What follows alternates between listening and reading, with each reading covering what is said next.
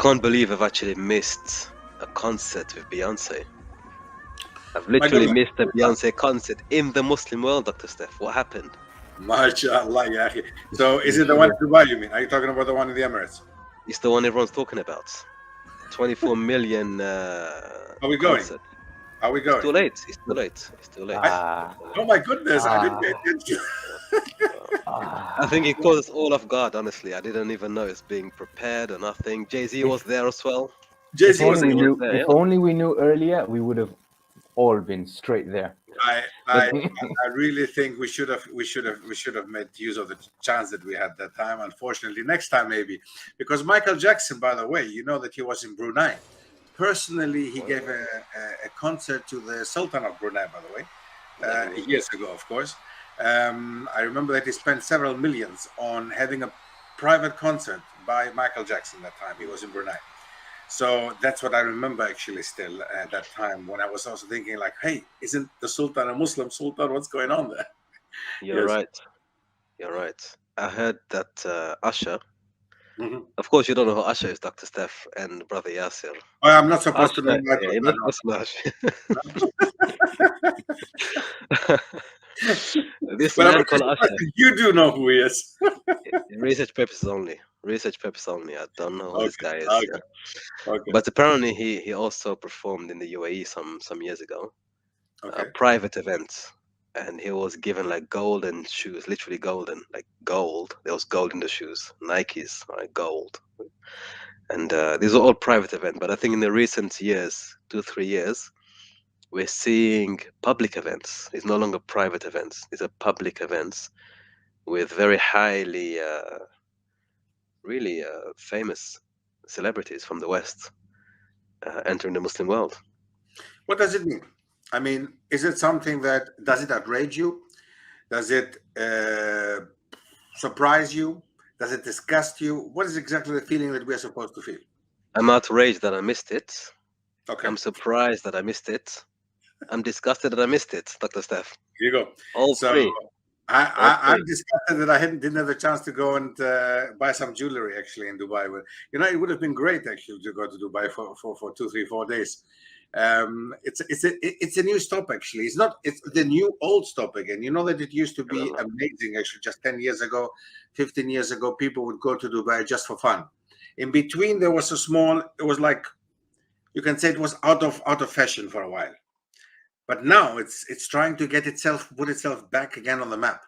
And I think with doing these kind of things like having Beyonce performing and other famous celebrities from the West, having them performing, having concerts in Dubai, which doesn't surprise me at all. I lived in Dubai, by the way. Do you know that I was for a year, I was in Dubai, and I worked that time for a school, newly founded school, and it was in Dubai. And I was living in Sharjah actually for a while, and then in Ajman, which are two emirates a little bit further away from Dubai. Sharjah is basically the one bordering Dubai and then bordering Ajman on the other side. So it's an interesting country, really. If you haven't been to the Emirates, you have missed something. Honestly, I think the Emirates is a very interesting country. I've seen Abu Dhabi as well, which is a beautiful emirate, very nice city, amazing. They're rivals, basically, Abu Dhabi and Dubai. It has a lot to offer. It has a lot to offer, even for the practicing Muslim. Many say like, you don't make hijrah to Dubai. You don't go to Dubai as a Muslim, as a practicing Muslim. That's not true. You can go to many places in the Emirates, by the way. There are 7 Emirates. It's not just Dubai. This video is sponsored by the Muqaddima program. For nearly 7 centuries, Ibn Khaldun's Muqaddima has been read and studied by scholars and students of history, sociology, politics and economics as the single most authoritative and astounding work of classical scholarship in the field of history. Embark on an enlightening educational venture led by Muslim scholars and teachers delving into Islamic history, sociology, economics, and beyond. Engage with cutting-edge learning cues and multimedia components, allowing for a deeper understanding of the topics. Distinguish between the lies and the truths of the narratives told, between reliable and unreliable sources. Equip yourself with the skills to conduct deep research and build confidence to combat Islamophobia. Come and strengthen your Muslim identity today. Grab the course in the video description. So there are 7 emirates, and you can go and live anywhere. And I think that if you have money, why would you be in London? I would rather be in Dubai than in London. You know, just morning, wake up, seeing the morning sun and the rays coming through the window, that's already enough for me being in Dubai, in contrast to being in London.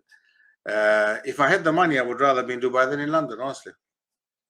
You just described the success of Dubai. So then what would you say exactly them inviting all these foreign musicians is a sign of for Dubai? Going back Look, I to mean, Muqaddima. let's be honest, even Saudi Arabia with the Vision 2030, by the way, the idea of the Vision 2030 is what exactly?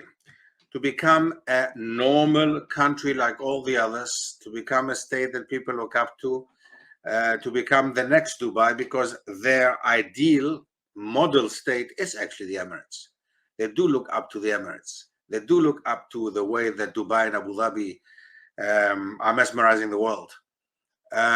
So yes, I mean, what is everybody's following, you know, the way that we're all expected to happen. I mean, we know that the Dajjal will come once, inshallah. We know that.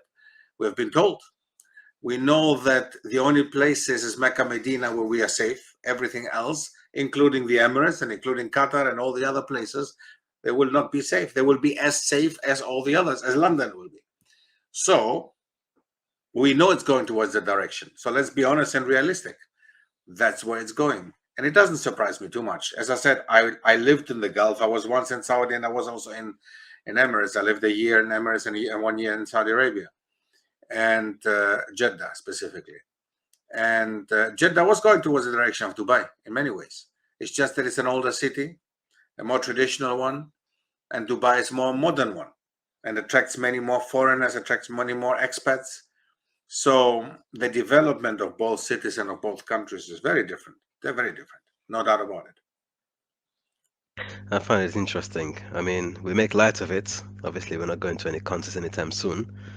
And if I were to go to Saudi again, inshallah, it'd be for Hajj and Umrah, not for concerts. But on a serious note, the rapid influx actually of Western culture, specifically popular culture. Beyonce is a top performer. But I never thought in my lifetime I'd see her performing in a Muslim majority country and not getting paid 24 million to do it as well.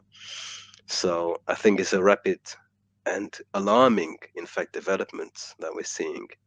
And the reason we talk about it is not because we want to talk about Beyonce and how much she makes. That's her job. She's doing well. But it's because it actually happened in the past. This happened in the past at a time when a great empire was about to topple over and fall. Right? The Abbasids in Baghdad.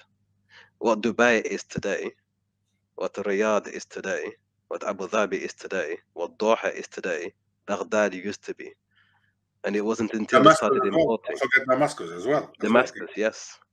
It wasn't also Al-Andalus, the various different, Cordoba, there no we doubt. are. And it wasn't until they started introducing the musicians and that culture that they really began to, not to say that itself is a cause, but it's a symptom that is historically proven to be one of the great symptoms of a falling, declining state amongst the Muslim Arabs specifically. And Ibn Khaldun talks about this in shocking detail, which is why we're talking about it today. Right? History has its lessons, has its precedents. Now that we're seeing this before our very eyes, I never thought I'd live to see this, to be honest with you, Dr. Steph Brother Yasser. I never imagined I'd see this in my lifetime. But you're really very shocked. I am really shocked. I am really, really shocked. K-pop. The way it exploded. In the Muslim world. In popularity, yes. And when I saw that clip, the first time I saw the clip, Allah's my witness, I thought they were making Hajj. The people going to the concert, the vast number of people with hijab and stuff like that, going to the concert, I thought they were making talbiyah or something towards Hajj. And then I realized they were going to the concert. I was so shocked. Right? So this is really, for me, genuinely, so shocking and shockingly fast as well, the way it's rapidly developing. Yeah. But there was a precedent. We've seen it before. And Ibn Khaldun in his Muqaddima, he says, actually, one of the final steps before civilization reaches its apex is the prevalence of music, but not just music, imported music, foreigners coming from other civilizations, coming in with their musical instruments and musical talents. And that is a sign that the Arabs of that civilization are about to lose it. Then he says, and by the way, the first thing to go when there's desperation and there's a downward spiral is they'll get no more bookings for Beyonce, basically. When Beyonce doesn't get any more bookings, there's a there's an emergency coming. Yeah, So this is can I share going the now. quote from the Muqaddima actually? Yes, For us please to, do. I'll share Sure. the quote. And as Yes, you can see right here here, in chapter 3. So he's saying, but the yep, truth is that listening to music and sounds no doubt causes pleasure and emotion in the soul. The spiritual temper of man is thereby affected by a kind of elation which causes him to make light of difficulties and to be willing to die in the very condition in which he finds himself.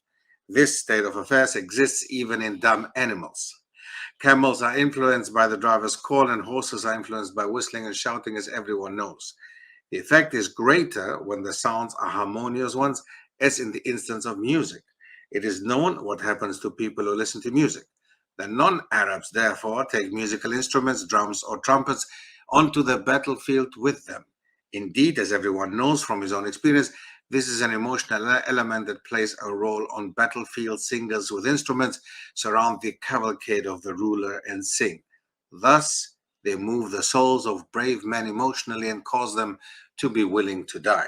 Chapter This 3 is on very, very interesting excellent. because how he describes it there reminds me of a research article I read some time back with regards to music and its relation to hypnosis. Because of the harmonious, because of the rhythm of the music, and our brains, our minds are wired in a way that we can identify patterns very easily. So because of the rhythm, because of the system, because of the pattern of the music, it puts us in a state of hypnosis or in a state of high um, of in a state that you're very easily influenced by hypnosis, that you're in a state where you can be hypnotized or you are already in that hypnotic state. So it's amazing how what he says there centuries ago is echoed within a research article discussing exactly that: music and hypnosis, music and its effect on the human state, on the human body. And it's not something to take lightly, because again, it comes back to the idea that that's why there are these popular sayings for a reason. You are what you eat. That can be extrapolated to you are what you read, or you think. You are what you consume. So you are influenced by everything that you take in, and music is something you take in. So it most definitely has an influence on you. Wow. Hypnosis. Did you know that? Was that? yeah, I mean, what he mentions here is very uh, many things. I mean, he talks about, first of all, let's be honest, music is soothing to the soul. Let's not lie to ourselves, okay? Music has the capacity, has the quality, has the power to move people emotionally. People listen to music and cry. People listen to music and they become depressed. They listen to music and they get angry. Many of there are studies that try to show there's a correlation between certain types of music and violent acts. People committing violent acts while they're listening to music. For example, the American army, when they were in Iraq, they would listen to heavy metal while they were in the tanks. Yeah, while they were in the tanks, destroying people and dropping bombs from the air, they would listen to heavy metal. Yeah. Certain gangs in the US are said to listen to certain types of music while they're out committing drive-bys and robberies because it helps them, the aggressiveness that they need, the intoxication you need to commit such heinous crimes comes in two ways: either by consumption of alcohol and drugs, or by listening to certain types of music, and which in itself is an alcohol and a drug. It's an addiction. I remember once I was in a certain establishment, and two men were talking, and the elder man said to the younger man, "Do you go to the clubs?" And the young man said, "Yeah, I go to clubs." He was trying to warn him not to go, and he said, "I go to clubs, but I don't drink. I don't drink or take intoxication when I'm in the clubs." So the man says to him, "The music is the worst intoxicant in the club." The Well, music is a worse intoxicant in the forget the alcohol that you can consume. The environment you're in and the music has a greater influence on you potentially than the actual alcohol. well, And it's true, as he says here, that even animals can be swayed by a beautiful, harmonious singing voice, right? And at worst, brave men can be moved to give their lives up, to sacrifice themselves because of music was actually a military instrument on the that's battlefield. very interesting, by the way. That's something I would love to mention here. Very interesting that actually he describes here that non-Arabs would take musical instruments, drums or trumpets onto the battlefield with them. Well, actually, the ones who started the whole thing with taking drums and musical instruments on the battlefield were actually the Ottomans. The Ottomans started having a whole parade, having the players, the instrument players, having them on the battlefield all the way, and you could hear that drum from far away, and it would actually scare the opponents. Hearing the drum from far away, they knew that the Ottomans were coming. They were coming. So the French took that over later. So actually, as far as I'm aware, it is the Ottomans who started this whole thing with taking the musical instruments on the battlefield, and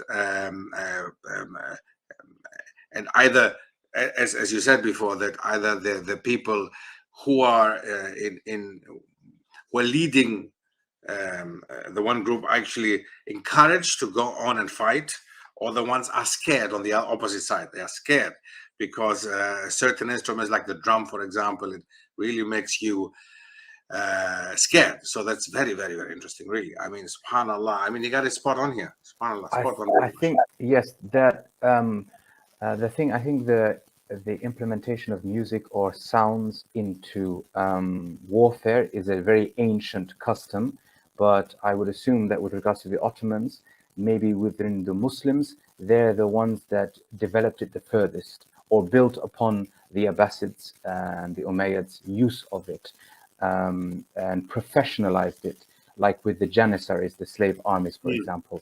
They were like the peak of development of the use of the slave army, which began from the Umayyads, then into the Abbasids, into the Ottoman era, where it flourished in a way. It was fully developed in a way. So it could be, because it's a very ancient thing. I remember with regard to the Huns and even the Mongols, if I remember correctly, their arrows had a whistle on them.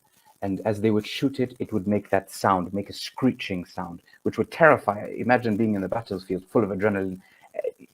Chaos, definition of chaos. These sounds that are unfamiliar, that you do not necessarily have with you and your brethren, are terrifying. So yes, it's a very ancient idea, but as you said, within the Muslims, it was most probably developed the furthest within the Ottomans. And as then on, it was taken on further by most probably, as you said, the French as well. On the flip side, we know that the musical notes, and there have been studies, by the way, the ISO certificating organization, they have certified, or they have kind of classified certain types of music, the tempo, the rhythm. There are certain levels that can actually change or even alter the heartbeat or the pulse, the rate of your pulse, basically. Kind of almost saying that it has not only an emotional but a physiological impact on the human being listening to the music. It is possible for it to actually alter your state of being physically when you listen to music, and that can be used in many ways. I think on the battlefield, music or the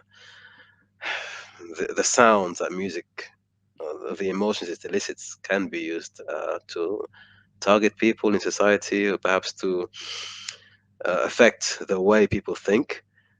But in contemporary times, if I look at the American presidential candidates, for example, they're being endorsed by musicians. So you have musicians who actually interview them, endorse them. They are the most visible supporters of candidates, which shows you how far we've gone down the rabbit hole, where even presidential candidates have to go to musicians for endorsements. That's actually a step way too far from reality, that these people are now deciding who should be the leader of America. And you have a musician, Kanye West, who's actually saying he may stand for president one day. It's Yeah, crazy. he It's supported and Donald Trump, didn't he? Also, Kanye it's was. crazy because Ibn Khaldun, as we've mentioned, these are one of the things that he mentions with regards to many others with regards to the downfall of the nation or the signs of the downfall of the nation, which he mentions in his Muqaddima. And could you tell us a little bit more about the program exactly, and most probably a little bit about the decadence that is the overarching umbrella or sign of fall of dynasties of empires? Yeah, that's Jazakallah khair. Yes, indeed. If you look at the program that we offer now, you can choose a diploma, the certificate. So if you're looking at the Muqaddima itself, which can be taken on its own, so you're looking at the book, the Muqaddima, the work of Ibn Khaldun, you see that, as we just quoted, and there's another quote which is coming as well, with regards to singing and music and instruments and all the stuff. This is all something that Ibn Khaldun has actually gone very deep into, and has given us an idea of what he thought and what nowadays is still the case, what instruments can do, as we're just discussing.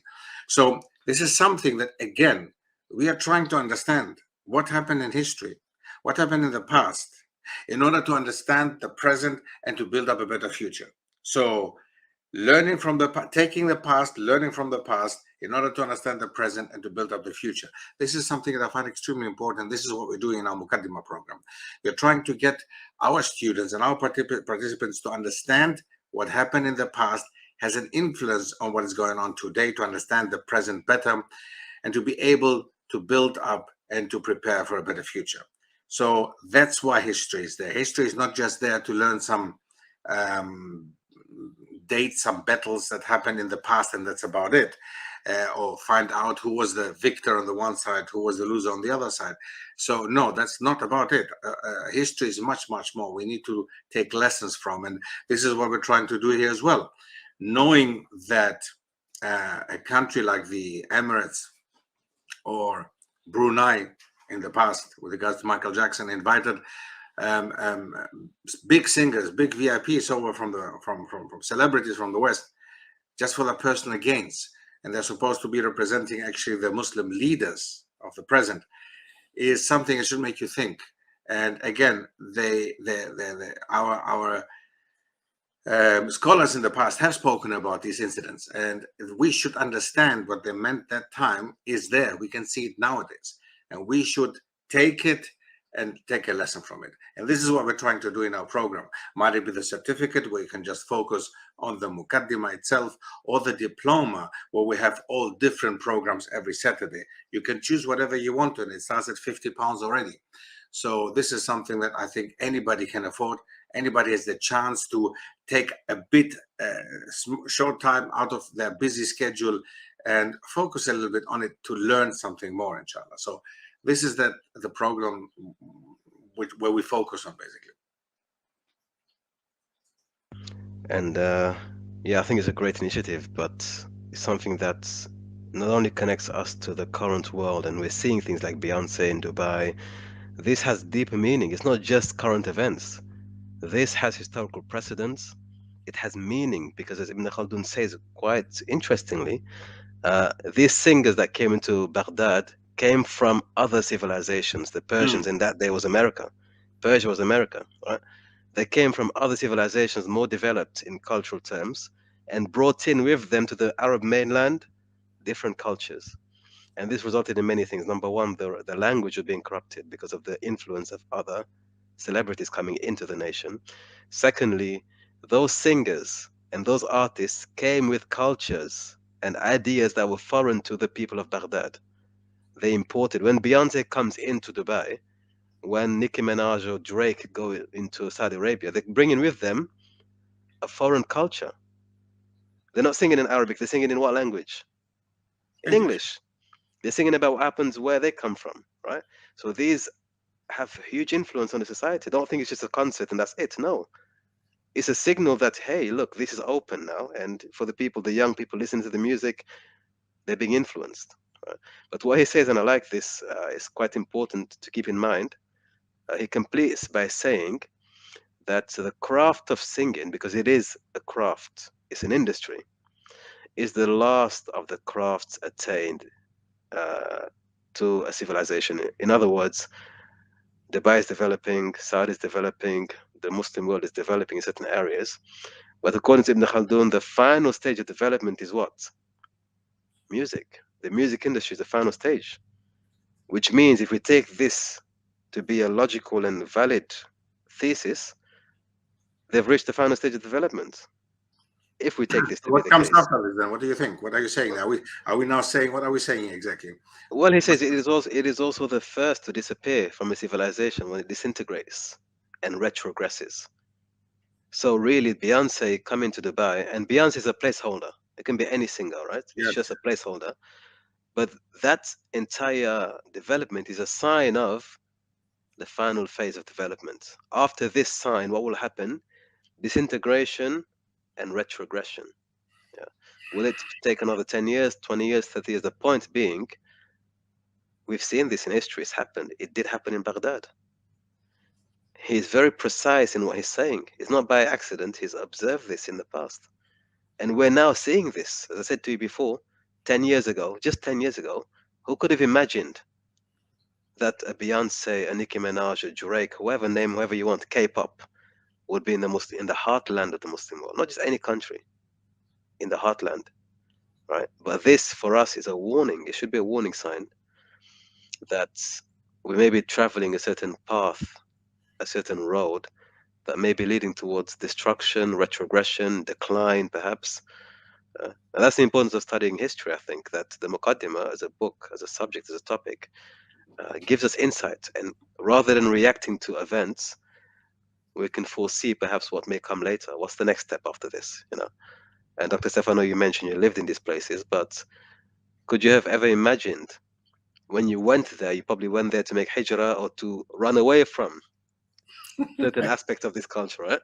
Yes. And now, would making hijrah there make things better for you, or would it actually bring you closer to a ticket with your favorite band? I know you don't have one, but Yes, you're absolutely right. I mean, hearing also the craziness of Halloween in Saudi Arabia. you know, there we Experienced that are. as well, didn't we? Yeah. Right? And how are things like Halloween brought into such places, if not by music and movies? Let's be Well, honest. Yes, of course. I mean, how would you know about it if you haven't watched Hollywood? So yeah, how would you know about it? Yes, right, absolutely. No, I mean, this is extremely important for us to realize, and that's why again the course al-Muqaddima.com, it's something that really should bring us closer to the understanding of history, to understand that history in the past is not something that happened in the past and that's about it, but it does have an influence on us today, and we need to understand in order to draw conclusions and see the results actually. And the results are Beyonce in Dubai. For nearly 7 centuries, Ibn Khaldun's Muqaddima has been read and studied by scholars and students of history, sociology, politics, and economics as the single most authoritative and astounding work of classical scholarship in the field of history. Now, and for the very first time, general audiences have the unique and unprecedented opportunity to delve into the topics and intellectual concepts outlined in this most amazing book, which is facilitated by modern and professional learning cues, including animations, audiovisual resources, formats, and various other forms of media which are embedded into this unique course. The Muqaddima Primer comes with over 40 individual pre-recorded lessons which students can watch in their own time, whether on a laptop computer or through their mobile phone device. Ibn Khaldun's Muqaddima has been publicly quoted by a great number of prominent politicians during interviews and speeches. But it does not have to be restricted to senior academics and powerful individuals only, because the Muqaddima has something to offer to everyone. More importantly, it serves as a foundation and a point of commencement for lifelong learning and development in the fields of Islamic history, sociology, economics, and culture. So, if you love Islamic history and you are looking to develop your understanding of the core principles, means, and methods, then the Muqaddima Primer is the best place to begin your journey. On behalf of myself and of the Muqaddima staff, welcome to the world of Islamic history. The time is now.